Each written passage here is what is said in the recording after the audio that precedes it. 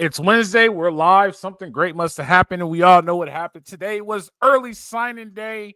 SC signed 21 guys today. Real quick, I'm gonna give you a quick rundown of it, and we'll go through it again. 2 5-stars, 12 4-stars, and a couple 3-stars. We flipped a couple of guys late. We lost a couple today, but it's all good. We're still moving. Ryan, happy Wednesday. How are you doing? I hate your hat. I know. I put it on and I'm like, why am I wearing this hat, not my Dodgers hat? But sometimes sometimes black just looks good. Black, makes my color of my face maybe look better.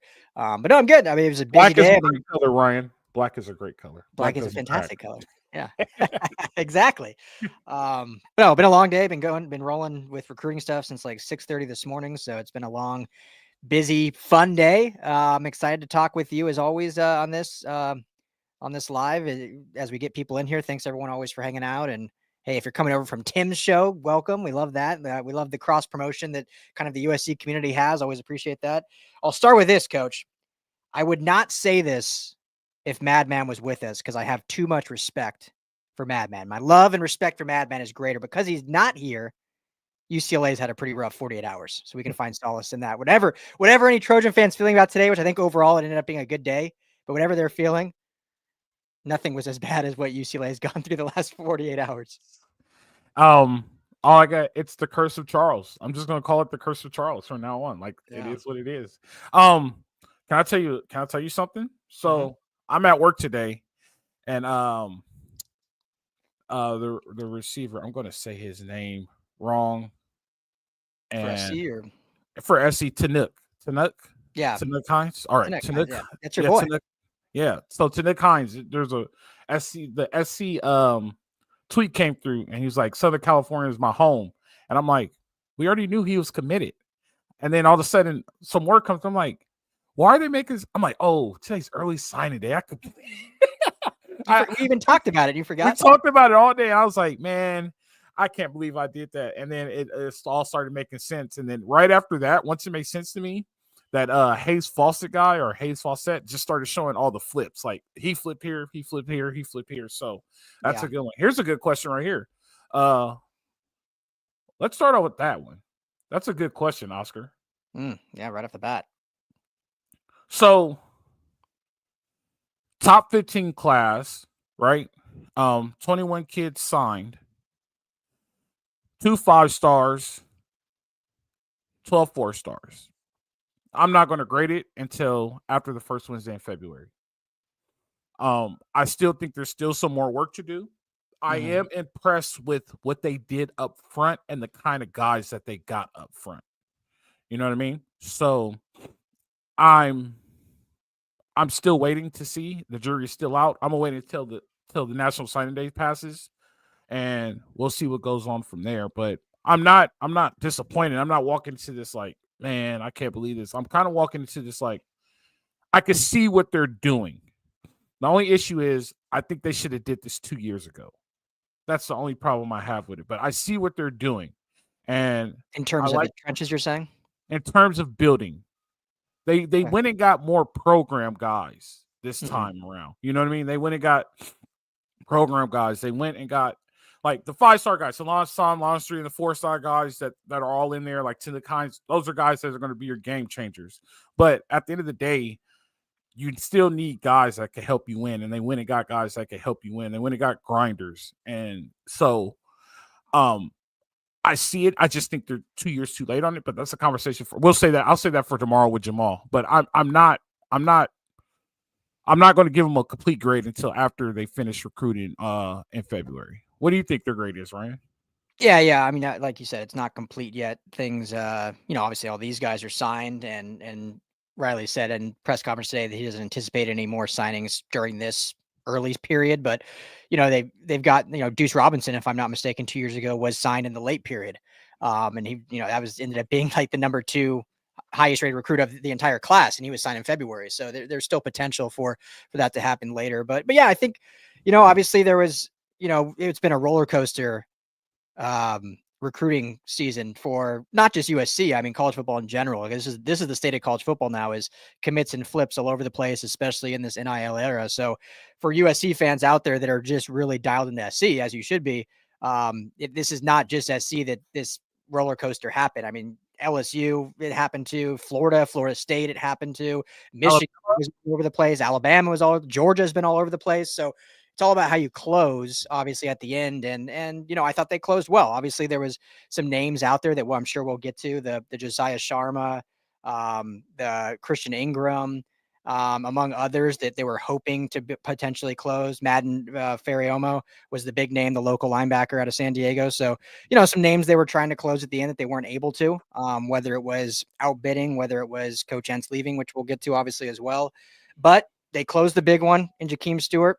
The big flip that happened a few weeks ago in Husan Longstreet, which was the right quarterback for USC and Lincoln Riley, and some other names, and they were able to flip a good corner from Colorado in Alex Graham. So, and then everyone else they hang on to outside of Jadon Perlot was the only loss of their commits going into this morning that flipped to Tennessee this morning, which is obviously an unfortunate loss, and we don't know how much that has to do with Entz leaving. And then we know Tennessee was bidding pretty high to get him, and he's from Georgia too. So long-winded answer, Coach. But I think I give this on the surface a B-. I think this is a very solid looking class that, like you said, you can build upon. I like your two pillars they got on the offensive line in Aaron Dunn and man, I've been looking at these names all day. Alex Payne that they flipped earlier. I think those are two great tackles. And you got obviously Vacona, the local kid who's just a monster of a man, and Willie Weiser out of Washington, I think, is a good interior guy too. So trenches, I thought they did a lot better, and we'll see where they go from here.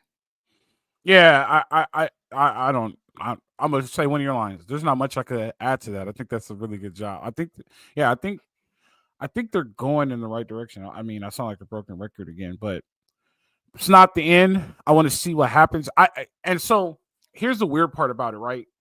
If this was 10 years ago, we will have to make a decision off of what's happening now, right? But in 2 weeks, the transfer portal is going to open up, and the transfer portal recruiting is going to get crazy. And so then we have another players already in the portal. Yeah, we have another national signing day. Like so, we're all right. We're fine. I remember, not to cut you off, but now 95% of the signings happen on this period, and then you get a few that trickle in the late. But it didn't used to be that way. I mean, February. No, this was literally February. This used to be called National Letter of Intent Day, and then signing day was February. And I remember it was 2020 or 21 or 2019, one of those years. Justin Flo was the big name. I don't remember him coming out of, I think, Upland. He was from the IE. And this is during the Clay Helton era, but he was, it was down to SC in Oregon, and it was in the late signing period in February. And everyone's like, oh, where's Flo going to pick? Does he stay home and local? Obviously, he ended up going to Oregon. But I remember that being in the February signing period. Now it's like, it's rare you get a big name still around in February. Yeah, and I got a better one for you. I'll go back to my signing class with Toby Gerhardt, and he waited all the way to the last day in April to pick the school that he wanted to go to. And I still look back on that like I should have did the same thing. I should have just made school sweat it out and keep recruiting me. Toby went to Norco, Stanford. Right? Yeah, he went to Norco. Yeah, Norco. Yeah, IE. Yeah, and he committed to Stanford, right down the road from me. That's right. So that definitely works out. Let's get into these guys. Let's talk about the top guys. Who do you think is the top guy that came in? Who do you think is going to make the biggest impact? You go ahead and go first. What do you think? I mean, obviously the two big names are Jahkeem Stewart and Husan Longstreet. You know what I like about this class, and obviously we don't know all the NIL figures, but based on what we do know, and you mentioned at the top, Coach, is SC's NIL is way better than it was last year, and they have a lot more money. However, they don't have the blank checkbook that Oregon has. And I don't care what anyone says. Dan Lanning's done a great job. He's a great coach, but they have a blank checkbook. Whoever they want, they can bid on anyone. SC isn't quite there yet. And so you can see with this class, Stewart was there. We'll pay whatever to get you. Like, we want you, we'll pay. Everyone else was really fundamental in how they fit within their kind of system, fit within program guys, like you said. I don't think they overbid. I don't have, again, the direct knowledge yet. We'll learn more as the days come. But, when you look down the list, I don't think they were overbidding. This is why I think guys like, I'm drawing a blank now, the receiver that just decommitted and went to Texas A&M, their 5-star, Miles. Why Jerome Miles, I think, flipped because they basically put a cap on it and said, hey, we'll give you this, but we're not going over this number. A&M outbid. But I think Stewart was that guy where they're like, all right, we got the open checkbook for Jahkeem Stewart. We need him in the trenches. He's a guy we can build around up front. We know Coach Henney, that's his guy who he wants. And so I think that they did whatever it took to get him. And, he's a guy that if it works out, I mean, he's got all the talent. We talked about him a few months ago when he decided to transfer and sit out the year and whether that would impact him. We'll see how it really does, but he'll be on campus starting in the spring, developing early on. And obviously he's been with his third party kind of development program that he's been Edge Assassins. So he's still been working out and stuff. But obviously, as we talked about, it's very different game playing versus practicing. So whether that hampers him or not, but he's the big name. He's the big, 5-star. It's crazy, Coach. I was telling this to Skinny T actually earlier. It's crazy that he was. What up, Skinny T?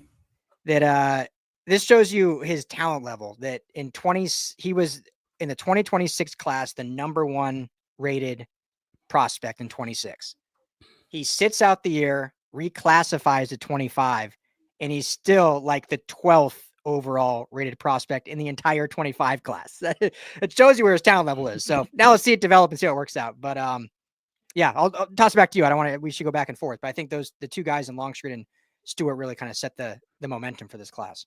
Yeah, I agree with you with Longstreet. I think Longstreet was a good get, right? Yeah. And I'm pretty sure we're going to go get a quarterback in the portal, but like we talked about, I think it's going to be a backup guy to back up Jaden this season.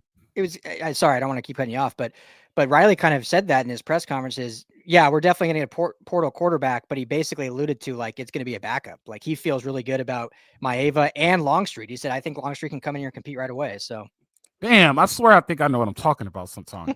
I'm just saying. No, but yeah, that's all you need is a backup. Like you can't create a revolving door at the quarterback position. That's the most important position on your whole team. You know what I mean? Yeah. So you got to be able to establish something. So we'll see what happens. But you know who I think is the best get, and they got him starting off in the wrong position. But when they flip him back over to defense, Nila Tatupu, that dude is legit, and they play Pittsburgh this weekend. I've been following them ever since I saw him play Poly.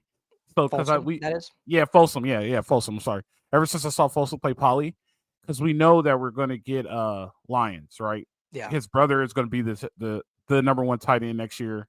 We know we're going to get him in that 26 class. When I watched him play Poly, I kept saying, "Who is number 1?" That dude is legit. Like just coming off the edge. Like he has a motor. He keeps going. This is going to be the kid that everybody's going to be like, "Oh, where did he come from?" They're going to go back and be like, "Oh, he was just a 3-star guy." I said this a long time ago. So the stars started coming out about when I got recruited 20-something years ago, right? Well, 18 years ago, right? 2006 is when I graduated high school in 2024. 18 years ago is when the stars came out. And I remember a reporter asking me, like, how do you feel because you're in between, so you're only a 3-star safety and a 3-star linebacker? And I was like, it really doesn't matter to me. It doesn't mean anything. I played for the best high school in California, and the people on my team, I lead the team in tackles. The dude behind me has 99 tackles. My brother has like 89 tackles. Like, it's not like I play on a bad team. So if you don't think I'm good enough, that's on you. But schools are game planning against me. And so God, he was kind of taken back. I was good answer, Coach. You trained back then. But he was kind of taken back. I was like, it just doesn't mean anything because of the team I play on. If I played on some of the teams that those dudes played on, then I'll be a 5-star athlete. So it doesn't bother me at all. I know the offers that I have, but neither here nor there. I think this guy is the guy. He's got stuck in between positions. He got recruited as a tight end, or is he going to be a defensive end? He already has the size, right? And the size floated on between like 230 and 250, right? Let's just say he's in the middle. He's 245. 245, he's going to put on 10 pounds over the summer. He'll be 255. Let's say by the time he's a senior, he's going to be 260, maybe 265. If he plays like he's playing now, he's going to be a Thursday guy in the NFL. He's going to get picked up on Thursday. Dudes like that make the team better. A team guy, small town guy from Folsom, he's going to make the team better. I personally don't think he's going to work out at tight end, but we have to keep him there and give him a shot at defensive end and watch how good he could be. So that's my guy. That I think that's the best pickup that they got. They just don't know it yet. Well, yeah, I love it. Little sleeper there. I think, but it's great. It seems that's not even my sleeper. That's not even my sleeper. Okay, that's just your okay. So what? So you want me to give like my favorite, and then we'll go sleepers, or should I move into sleeper now? No, you can give your. I thought you gave your favorite, but you're just saying the best. Okay, go ahead. Give Oh, your I was favorite. just yeah, I was just talking at the top. Well, okay, I let got me you. ask you this then, and then we'll go sleepers. All right. I always butcher his last name. I feel terrible, and I should have like the pronunciation in front of me. But Matai Tagoa, local kid, San Clemente linebacker, top rated 4-star. Really good kid. It's been committed for a while. Held his commitment. Do we have a shot with him? And then obviously Desmond Stevens. Could the 5-5 club finally see another member No, soon? not yet. Let's see. Is he going to wear 55? No, and I don't think I think USC has learned too that you got to earn it. You don't just get it. So I'm not saying he will get it this year, Got you. but I think the fact that he's local and we haven't had a really good local backer in quite some time. If he can get some reps as a freshman, I mean, I'd love to see it. It's been since what, 2012 was the last 55? Yeah, it's been a while. It's been a while. No, but the thing. So I like him too.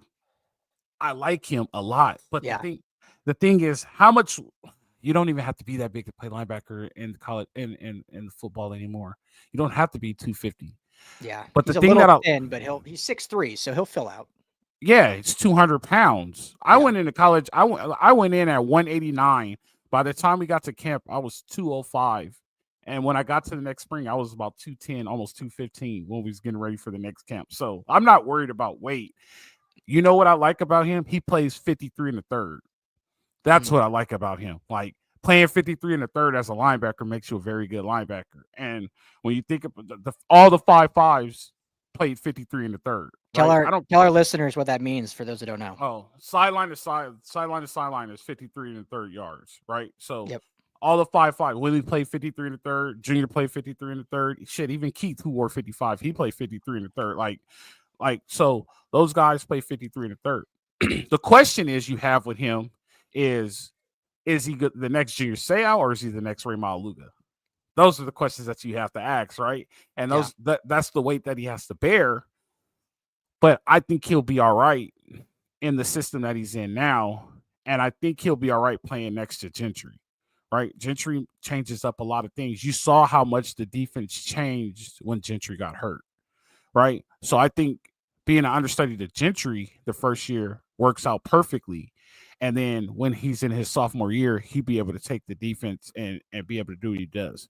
So I do see him playing. I actually see him starting unless they go really crazy in the portal and go get linebackers in the portal. The linebacker room is pretty much gone, right? Braylon Shelby's technically a defensive end now. Mason Cobb's gone. EMA is gone. I think the only one we got back is Gentry. There's one that is coming back, right? Yeah, Rayshawn Davis ended up Rayshawn Davis. redshirting, so he'll be back.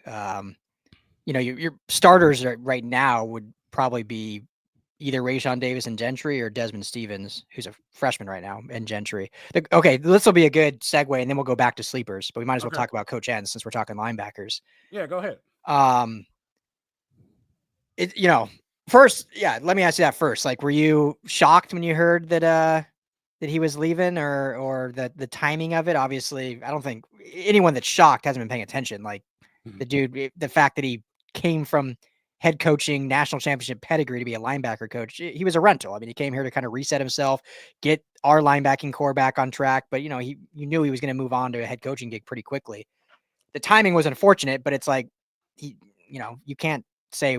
I mean, if he were to wait 48 hours, if a kid commits because of him and then he leaves, that's almost worse. The kid's like, wait, I just signed and then you're going to bail on me. Like, it's better to be up front right from the start, right?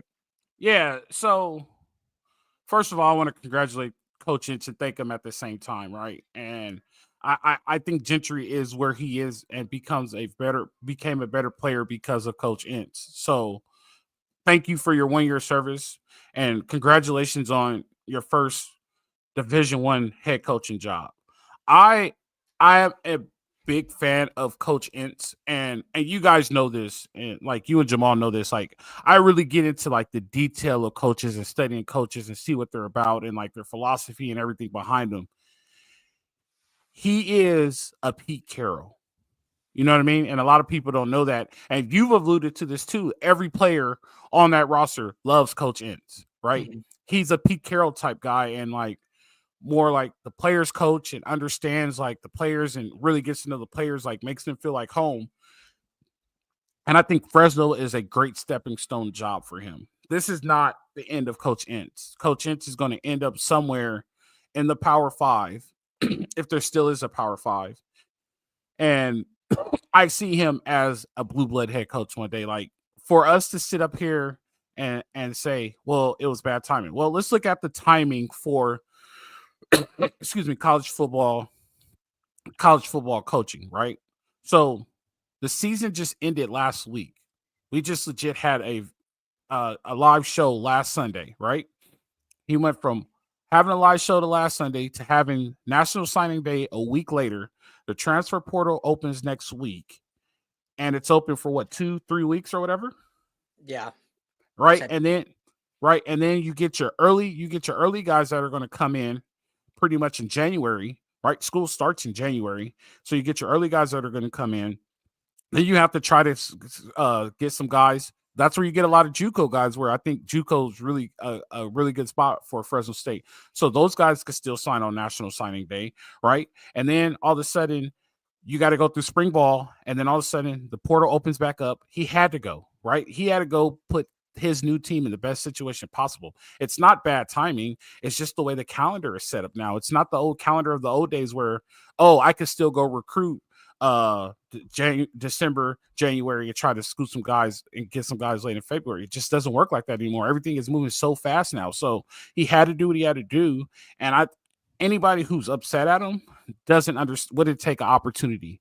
And he had to take that opportunity. And this is going to be the next thing for his career. He's the best person, I think, for the job. And like I said, this won't be the end of coaching. We're going to see him at a Power 5 job somewhere.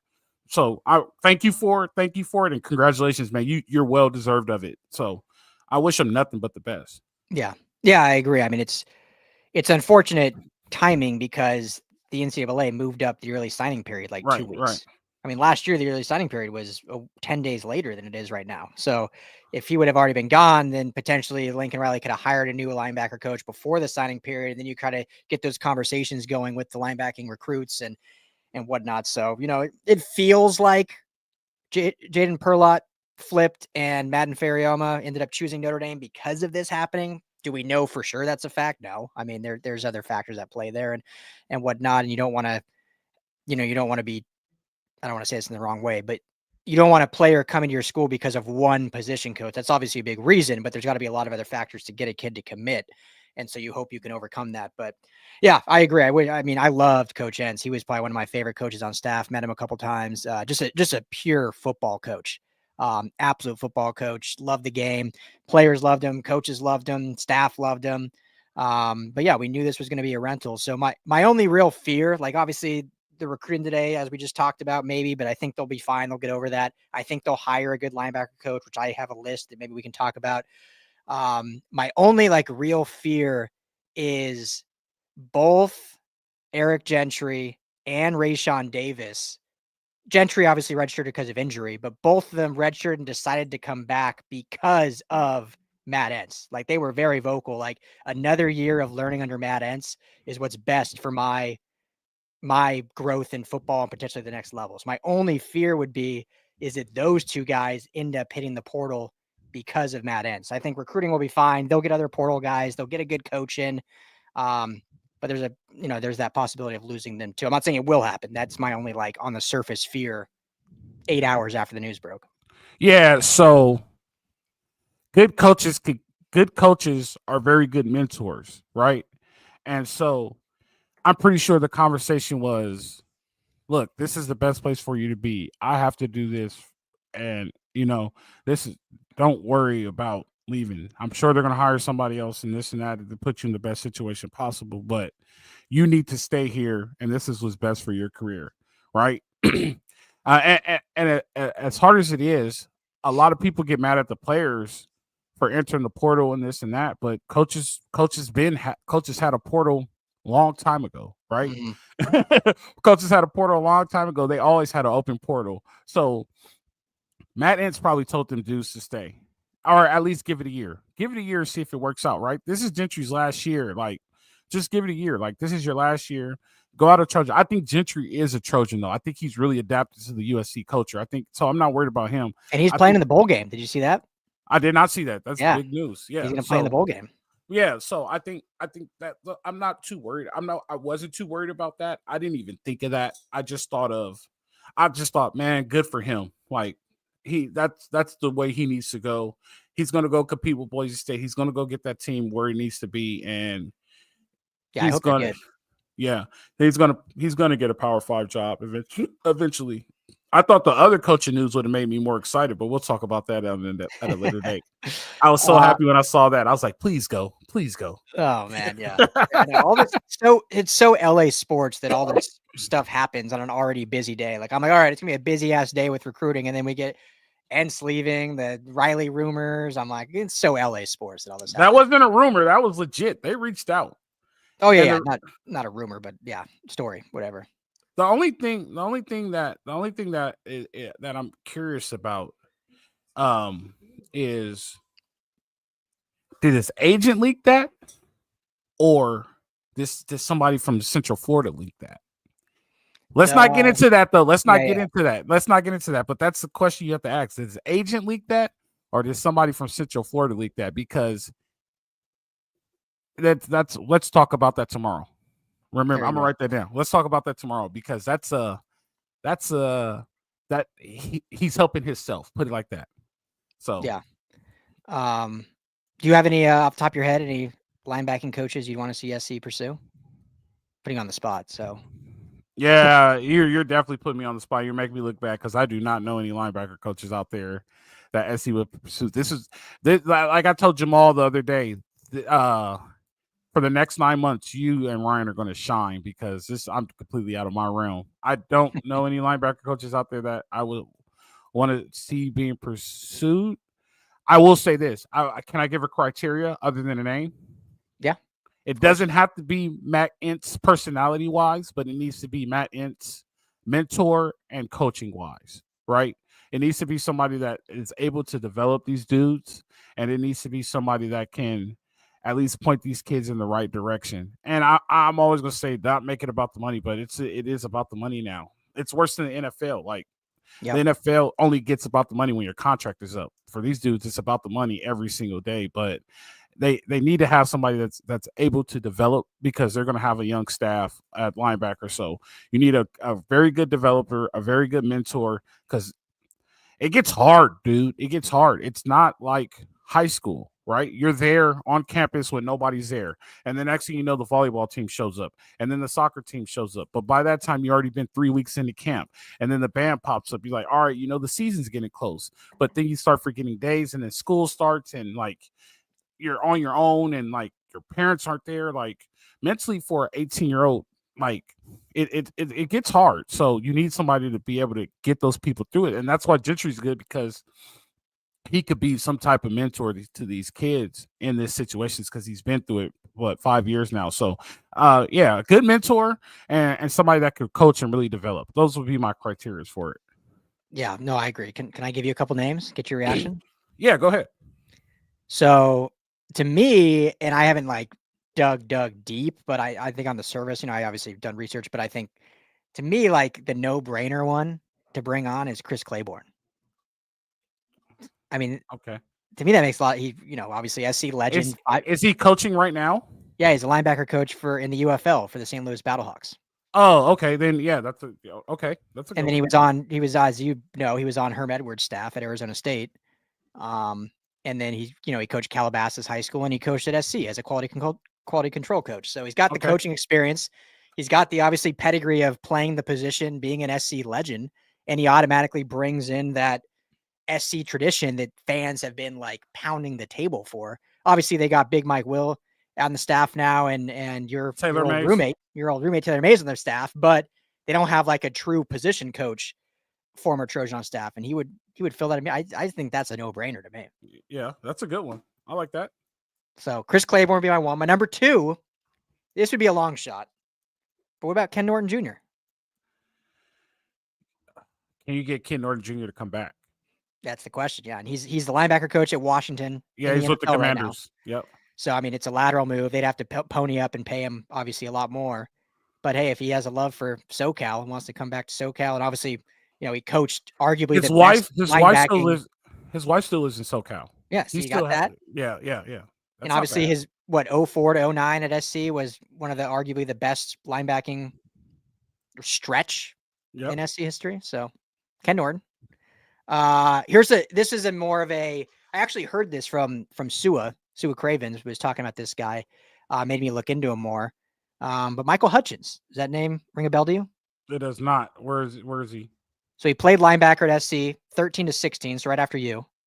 But right now he's the DB coach or the assistant DB coach with the Vikings. Okay, that works. Coached at Western Kentucky, was an assistant quality control at SC also. So he would be a riskier one because he's he's only like 29 years old, so a newer pick, but he's got NFL pedigree, so can handle some of that new NIL kind of verbiage and stuff. I think that'd be a good one. He's younger too, so he can relate to the players. Yeah, exactly. Relatability. Yeah. SC alumni, so brings that. So, all right, I got two more for you. Okay. This one I actually like more than probably most will. You know the name Jeff Collins? Yes. So former Georgia Tech head coach, Temple head coach. He was DC at Mississippi State and Florida. And right now he's the current DC of North Carolina, but they just fired Mac Brown. So who knows if the new coach will retain him. So he may be looking for a job. I mean, he was actually based on people I talked to, he was actually on Lincoln Riley's shortlist last year for DC before he hired Dan Lynn. So why not give him a call back up? Like we talked last season about DC, but how about you just come be LB coach? Yep. That might work. And he's coached pretty much his entire career in the SEC. So if I know we all kind of disagree, but if they still want to try to pump recruiting in SEC country, hopefully he can be a nice linchpin in that if they do him. Last one. And okay. I don't know if this is a wild card. I think this is a rising kind of coach in the defensive ranks. Rob Dvorak from Nebraska. LB coach. Their DC, Tony White, another guy who was on the short list. Yeah. He just went to Florida State. So they're going to have to bring in a new DC. And, who knows if the new DC wants to make his own staff. The only hiccup in that would be is he's basically been with Matt Rule his entire coaching career. He's with Matt Rule in Baylor, with Matt Rule at Carolina Panthers. So Rule might be like, even if he brings a new DC, it's like, hey, you're keeping Dvorak. Like, that's all I care about. But I think it's worth exploring because he's a good LB coach. Nebraska had a good defense. So let me ask you this question. And this is what, when you're sitting around the table among coaches and this and that, you say, how come Matt Rule never hired him as a DC? That's the first question that pops up. Like, you know what I mean? Like, how come you never got a chance to be a DC? And why? He's young. I'll just say that. What's young? 34, 35. The DC since Marcus Freeman is that, Oh yeah, no, I'm not saying that's a reason not to. I'm just adding an excuse. Deanton Lynn's that young. Dan Lynn's that young. So that would be the question. Like, how come he's never been a how come he's never been a DC? That's the question they will ask. So like, it's like, why? But why is he not the DC? Like, what's wrong with him? And so I did like the way Nebraska played defense. So yeah. Their backers were good too. Their backers were good. And hey, half of Nebraska's in the transfer portal, so he could bring some guys over here. No, 100%. So their whole team's in the portal. I'm like, damn, they got really. Oh yeah, I mean they're in almost 7 of their starting defenders because Tony White left, so they're all. So they might go to Florida State anyway. They cheat that way now. Yeah, exactly. Fall into Florida State. Yeah, that definitely works. All right, so we talked about Ince. We talked about his replacements. You want to talk about the sleepers? Yeah, give me your sleeper. Who's your sleeper recruit?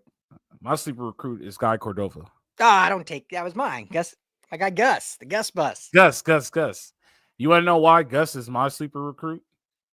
Why is that? Gus goes to Lake Travis High School. Lake Travis High School is a winner. You know what I mean?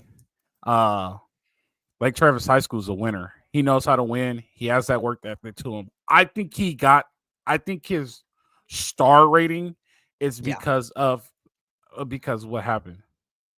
Yeah. But at the end of the day, I think Gus Cordova. I know we talked about that. I think Gus Cordova is gonna be the guy that's going to be the foundation of making this team a team.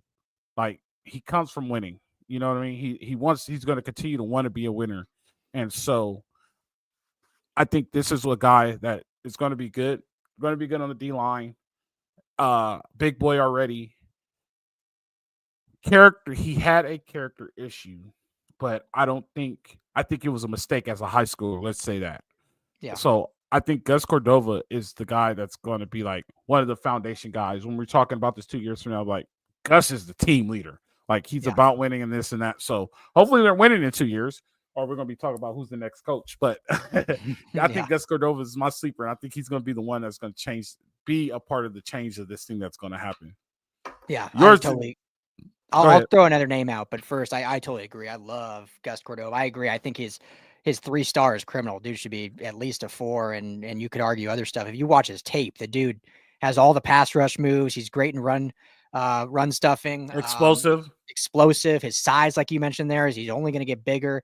He's that classic white pass rusher that's just a bring your lunch pail to work kind of guy. Mhm. Like he does it all. I think it's been great. And you get him with the tutelage of Coach New and Henny, and I think the sky's the limit. So, we're all talking about, as rightfully so, Jahkeem Stewart, but Gus Cordova could end up being the best pass rusher of this class. Obviously, he's edge where Stewart's more interior, but yeah, I love Gus. So, but I'll throw a different name out so we're not just saying the same guy. And I'll stick on the defensive line because I just think that's the group that needs the most work from last season. And I really like Floyd Boucard. I don't know if you watched his tape at all. I Canadian did. dude. Canadian that obviously moved down to Florida, went to high school in Miami area. But another one that's I thought he was a little low in terms of ranking, a 3-star. Thought he played a little better than that. He's a big body. He's real twitchy in the middle. And I think, not that I will never truly compare a player to Aaron Donald because that's just not fair. One of the greatest to ever do it. But his playing style is like that of Aaron Donald from the interior in the sense that he's extremely quick first step and can get a jump on interior, slower offensive linemen and get around them very quick, which you don't see a lot from big defensive interior tackles. So, yeah, I love it. I really like Floyd Boucard as well. So here's the only thing with the only reason why I think Floyd Boucard's rating is low. I think it's because he's from Canada, right? And then I think the second thing is I'm gonna get killed for this. But in Florida high school football, it's pure talent, right? Yeah. Take out the St. Thomas Aquinas and those IMGs, like those 2 or 3 top schools, but like Northwestern's getting better because Teddy Bridgewater's there. He's teaching them football. But for the most part, and you like seeing in Florida football, it's roll the ball out there. You guys go play. Not taking anything away from their talent, not taking anything away from how good they are, but like you have to, they're so green and so raw that you have to learn so much football. So I think that's where the rating comes in from. But the fact that how explosive he is and how long he is too, right? He's a big body that can move. And Yeah. there's when I say a big body that can move, I think Vince Wilfork, right? So I'm with you on that one 100%. Like I think that is a good move. And Henderson, I mean, he has his work cut out for him.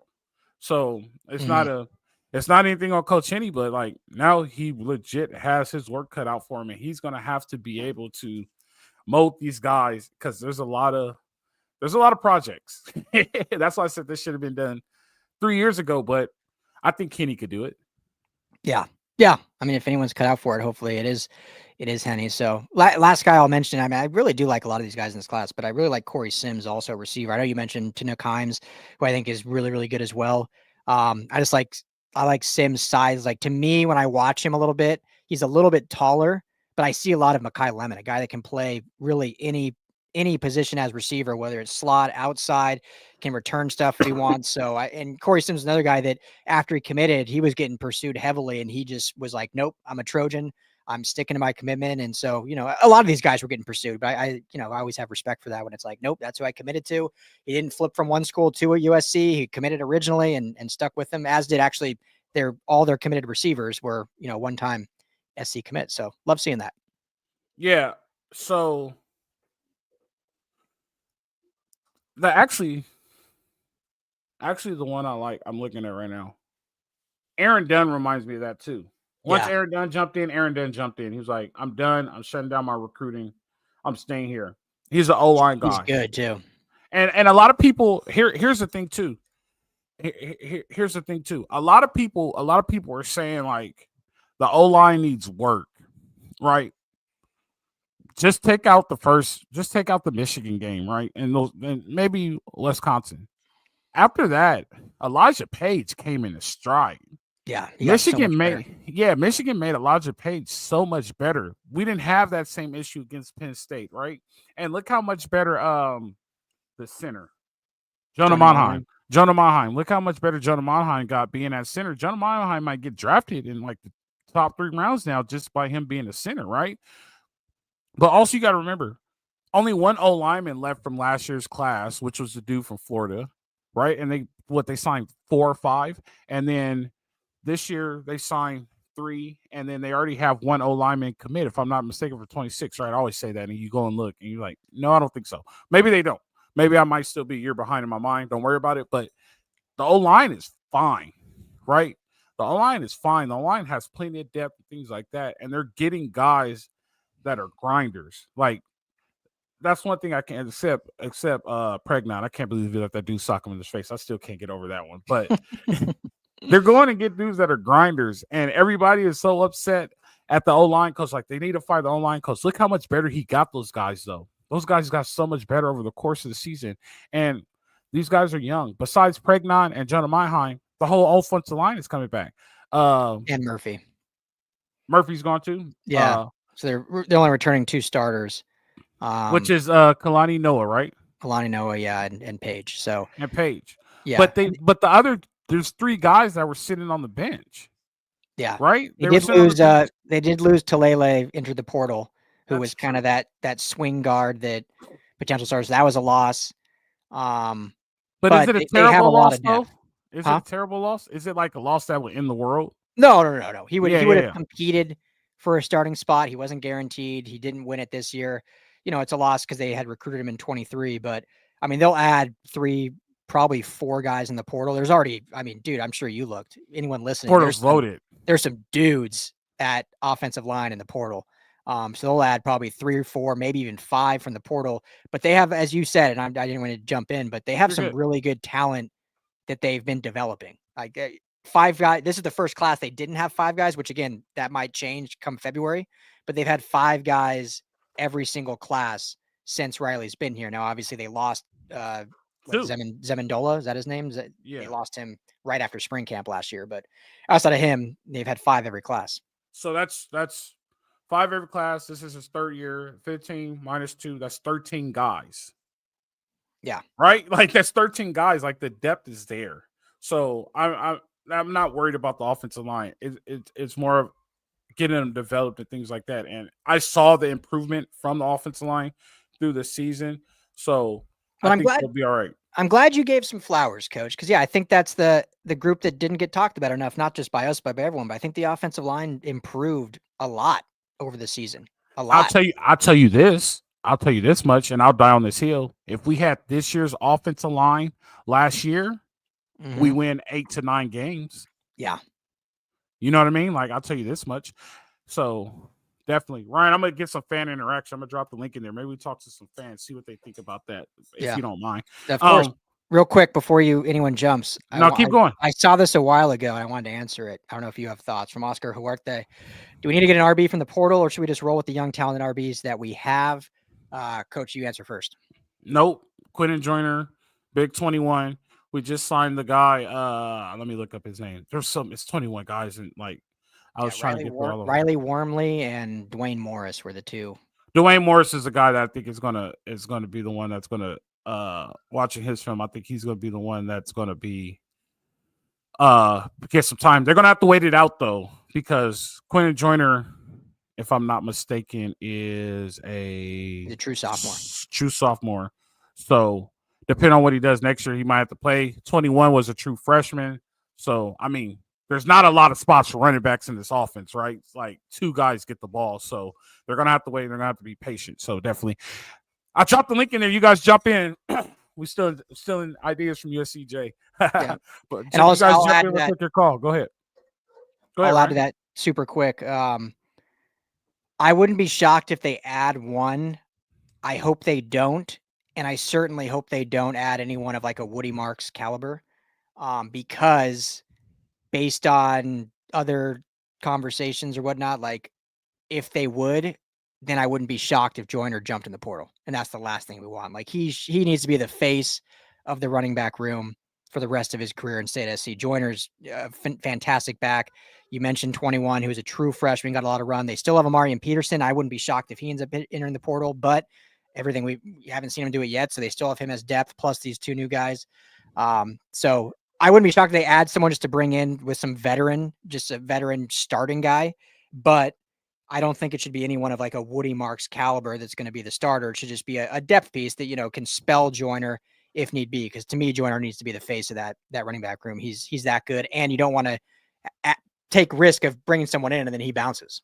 You ready for me? You ready for me to upset the chat? You ready? Please. Joyner's better than Woody Marks. Ooh, okay. Joyner's better than Woody Marks. Look at the Notre Dame game. Right? Once Woody Marks went down, everybody was like, oh, no, not again. And did they get better with the running game when Quentin Joyner came in, or did they get worse? I think they got better. And Quentin Joyner will run you over, and he'll put a move on you. I think Joyner is better than Woody Marks.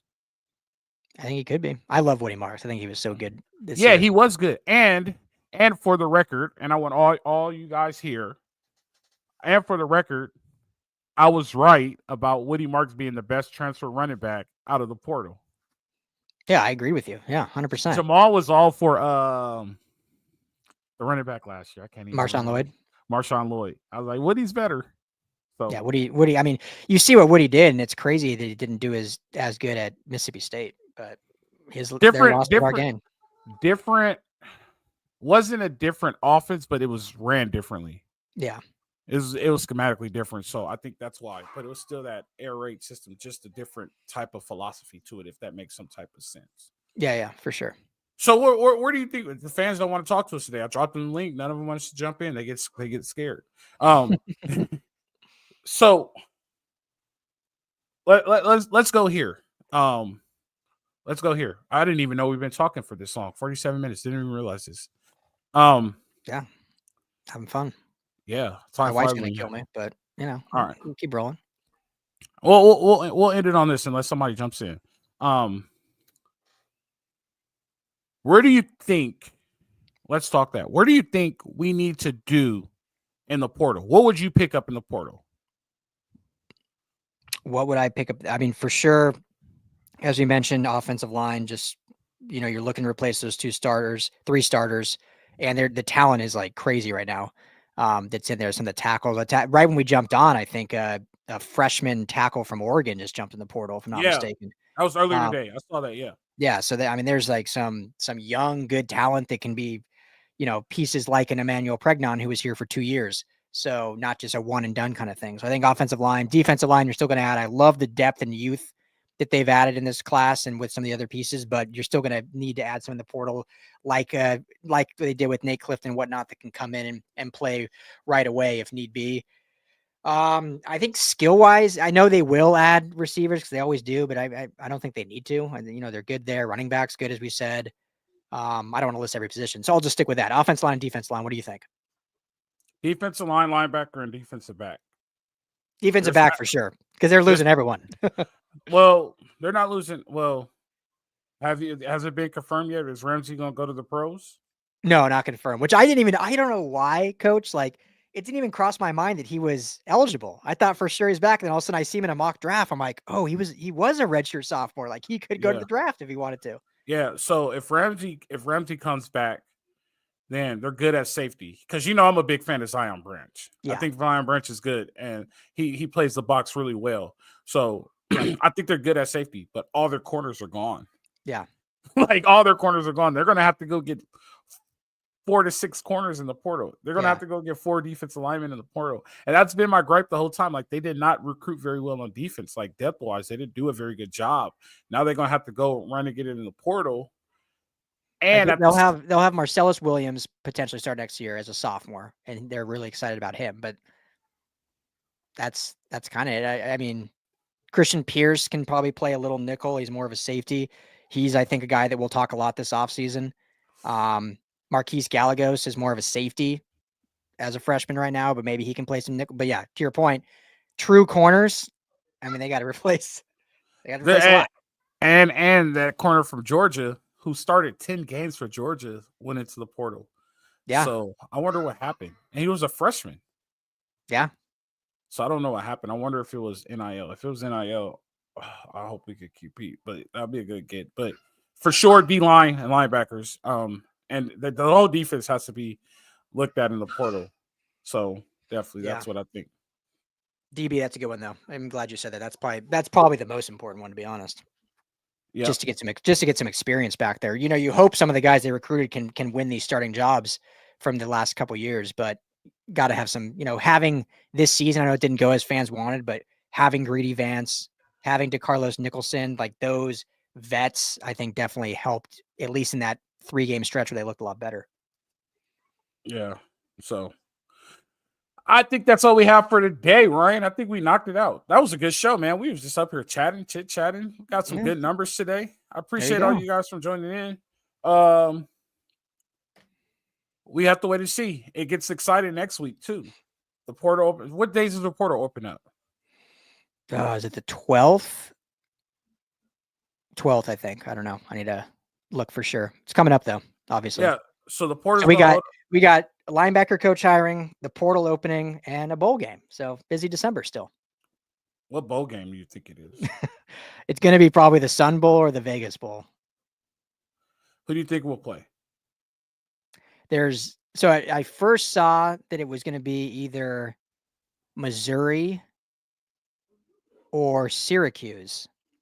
And now I'm seeing potentially Oklahoma, which be I'm seeing a lot of Oklahoma too. I think they're setting that up.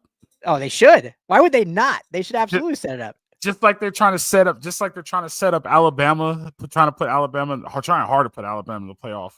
Yeah, they're trying to set up this USC Oklahoma thing.